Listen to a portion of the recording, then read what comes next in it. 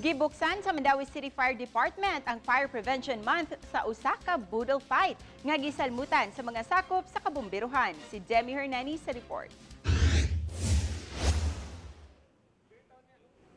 Munggo, sinugbang isda, baboy ug manok mo'y gisawan sa kabumbiruhan sa dakbayan sa Mandawi sa unang adlaw sa Fire Prevention Month.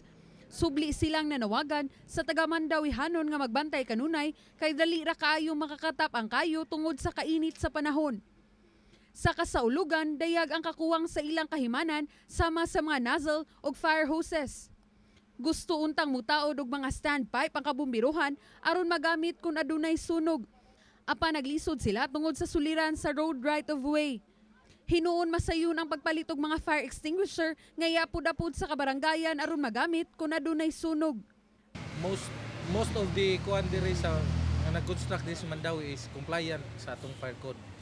As compared to last year, from January to February, February, doon na lang tayo upat ka fire incident. Adunay duha ka mga bumbero nga napalit ang City Hall nga mudugang sa mga fire trucks sa kabumbiruhan sa dakbayan. Pipila ka mga sityo sa barangay sa Mandawi ang ilang gibantayan tungod kay mga fire-prone areas.